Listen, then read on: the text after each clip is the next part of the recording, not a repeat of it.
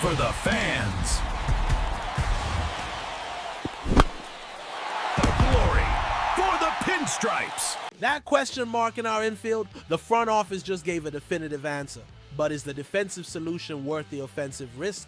I've got the details you won't see anywhere else. Hit subscribe right now to understand the real impact of this trade before anyone else. What's up, Yanks Nation? Welcome back to the channel. Breaking news dropping bombs here in the Bronx, and it's exactly the kind of move we've been waiting for.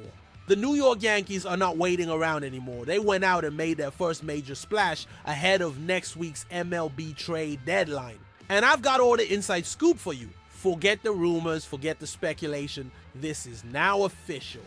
The Yankees have just finalized a deal with the Colorado Rockies to acquire third baseman Ryan Mcmahon. In return, we're sending two of our farm system prospects, right-handed pitcher Josh Gross and lefty Griffin Herring, to Colorado. Now, I know what some of you might be thinking, especially when you look at McMahon's career numbers, but I need you to stick with me here because this is a much deeper, more strategic play than it appears on the surface. It's a classic Yankees move, thinking not just about this October, but about a bigger picture for the next couple of years. Let's break it down. The main thing here, and I want all the bleacher creatures to hear this loud and clear, is defense. The hot corner has been a source of inconsistency for us. Jorbit Vivas and Oswald Peraza, with all due respect, they're young guys with potential, but they are not the answer for a team with World Series aspirations right now. They've been splitting reps, and while they've had their moments, they lack that lockdown, lights-out presence you need from an elite defender. And that is exactly what Ryan Mcmahon brings to the table. We are talking about one of the premier defensive third basemen in the game. The guy is a gold glover, literally. His range, his reflexes, and his arm strength are all elite. We've seen some embarrassing defensive miscues cost the Pinstripes games recently. And while those errors haven't all been at third base, the message from the front office is crystal clear. No more defensive lapses. Shoring up the infield with a player of McMahon's caliber elevates the entire defense. It's a statement of intent, showing the franchise is committed to building a complete team, solid in all facets, not just a collection of sluggers. McMahon's arrival immediately stabilizes a crucial position and gives us a certainty we haven't really had since the best days of Gio Urshela. That is the foundation of this trade. Security and defensive excellence. Alright, let's address the elephant in the room. Ryan McMahon's bat. I get it, I really do. Looking at a career .240 batting average isn't something that makes fans of the Bronx Bombers jump for joy. We're a team historically known for firepower, for home runs that fly into the short porch. And yes, his road splits away from the thin air of Coors Field in Denver are not spectacular. That is a valid concern, and we can't just brush it aside. However, there are several factors here that make this a much more calculated gamble than it looks. First, let's look at the present. In his last 7 games, McMahon is slashing .292 with an on-base percentage of .393 and a slugging of .750. He's running hot at the perfect time. But more importantly, let's talk about the Yankee factor. How many times have we seen this organization bring in a veteran player and unlock something new in their swing? Our hitting coaches have a proven track record of making the fine-tuned adjustments that lead to career years. Think about that short right field wall at Yankee Stadium. For a left-handed hitter with McMahon's pop, that is an inviting target. He doesn't need to drastically change his approach. He just needs to focus on getting the ball in the air to his pull side, and a lot of those would-be doubles in other parks are going to turn into home runs in the Bronx. Furthermore, let's compare him to the other option that was being floated, Eugenio Suarez from the Arizona Diamondbacks. Suarez is a more proven hitter in terms of power numbers, no doubt about it, but he would have been a pure rental, a guy who's here for a few months and then gone in free agency. And defensively, he's not even in the same league as McMahon. The Yankees front office had a clear choice to make. Bet on a rental slugger with more pop, or invest in an elite defender with offensive upside and team control. Their choice of McMahon signals that the priority was to solve a long-term defensive problem and trust our system to optimize his offense. It's a bet on our culture and our player development. Let's get deeper into the strategic and financial side of this, because this is where the trade really shows its value and the long-term vision of our front office. Ryan McMahon is not a short-term rental. He is under contract for the next 2 years, part of that 6-year, $70 million deal he signed with the Rockies. This means the Yankees aren't just plugging a hole for the 2025 run.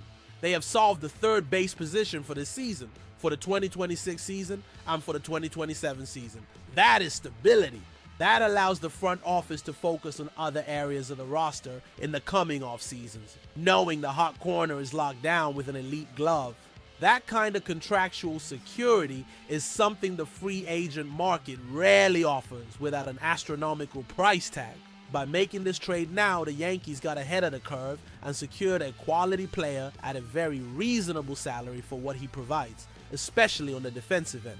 Now, let's talk about what we gave up. Josh Gross and Griffin Herring are legitimate prospects, make no mistake.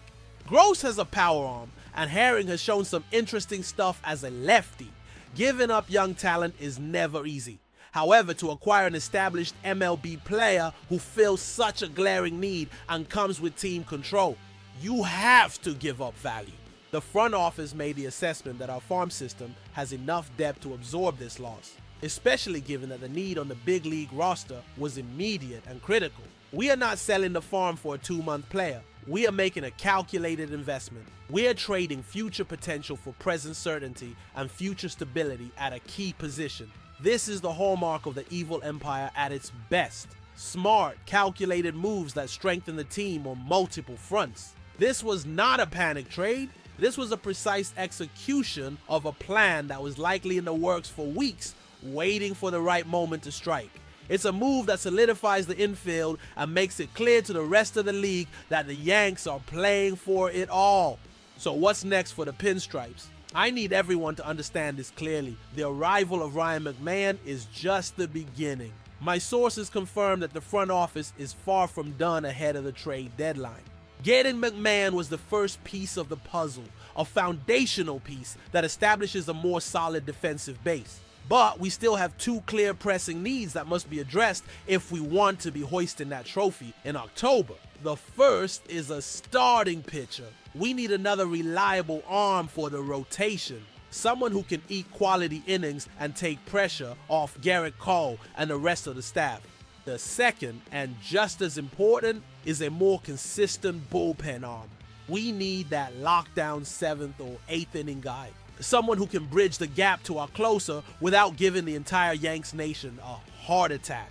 The McMahon acquisition was step 1, but expect more news in the coming days. The front office has made it clear with this trade. We are looking ahead, not just to this October, but beyond. They are building a sustainable, dominant team. To sum it up, the Ryan McMahon trade is a clear statement of intent. The Yankees prioritized elite, long-term defense at third base, betting that the Yankee Stadium environment and their coaching staff can unlock McMahon's offensive potential. It's a move that sacrifices some of the immediate firepower a rental like Suarez might have offered in exchange for a fundamentally sounder, more controllable team for years to come. Now, I want to hear from you. What do you, Yanks Nation, the bleacher creatures, think of this trade? Are you happy with the McMahon deal? Is his gold glove worth the questions about his bat?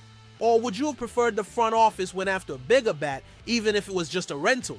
Drop your comments below. I want to know what every single one of you thinks about this strategy. And don't forget, if you want in-depth analysis on breaking Yankees news as it happens, make sure you are subscribed to the channel and have that notification bell on. The trade deadline is approaching and things are heating up. You are not going to want to miss the next big move that is absolutely on its way.